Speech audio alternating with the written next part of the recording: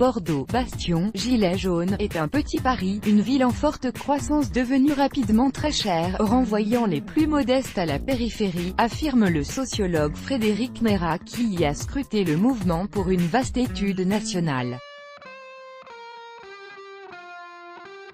Samedi après samedi, des milliers de « gilets jaunes » se mobilisent à Bordeaux, devenu un bastion du mouvement. Pourquoi, d'une ville accessible dans les années 1990, Bordeaux est devenue en termes d'immobilier la deuxième ville la plus chère de France, avant Lyon. Mais Lyon a toujours été relativement cher. Il y a 30 ans, l'immobilier bordelais était très accessible.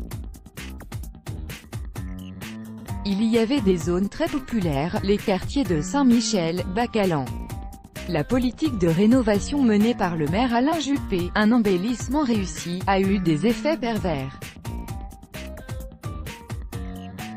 Beaucoup ont été renvoyés dans la périphérie de plus en plus lointaine. Les gilets jaunes en sont aussi la conséquence. Aujourd'hui, Bordeaux est une nouvelle ville, un petit Paris. Les différences sociales s'y sont considérablement accentuées. Même le choix du lieu de rassemblement des gilets jaunes est symbolique. En général, les cortèges syndicaux partent de la place de la Victoire, ou de la place de la République. Les gilets, c'est de la place de la Bourse. C'est le Bordeaux bourgeois, le Bordeaux du triangle d'or, le symbole de la puissance et de la richesse commerciale.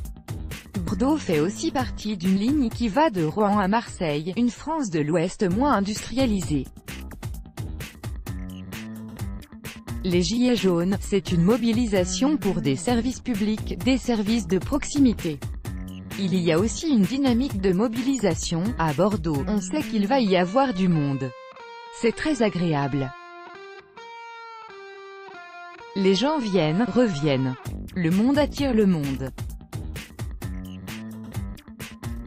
Qui manifeste, une bonne moitié vient de la métropole dont un bon nombre de Bordeaux même, le reste de Gironde, Dordogne ou Landes principalement. Il y a encore des gens extrêmement modestes à Bordeaux, des petits fonctionnaires, des retraités. Ils ont pu il y a longtemps acheter leur logement et voient la ville se transformer, avec des boutiques plus chères, des restaurants populaires devenus bars à vin, etc., d'où un sentiment d'exclusion. On note une forte mobilisation du Médoc, du Blayais, deux territoires qui, en termes d'indicateurs sociaux, sont des zones de relégation. Il y a aussi beaucoup d'auto-entrepreneurs qui ont cru à la possibilité de s'en sortir avec ce statut et qui se retrouvent dans des situations d'étranglement financier. Le nombre de livreurs de repas à vélo est spectaculaire à Bordeaux. Ce sont des gens qui se sentent floués. Ce sont des gens qui reviennent à la politique. Les revendications portent beaucoup sur la réduction des inégalités, le rétablissement de l'ISF, impôt sur la fortune, revient sans cesse mais ils disent ne pas vouloir faire la chasse aux riches. Il y a aussi une volonté de ne pas se diviser sur la question politique mais à Bordeaux, il y en a plus à gauche qu'ailleurs. Samedi dernier, j'ai vu des gens d'extrême droite être exclus assez physiquement du cortège, sans provoquer de réaction hostile. Comment étudiez-vous le mouvement?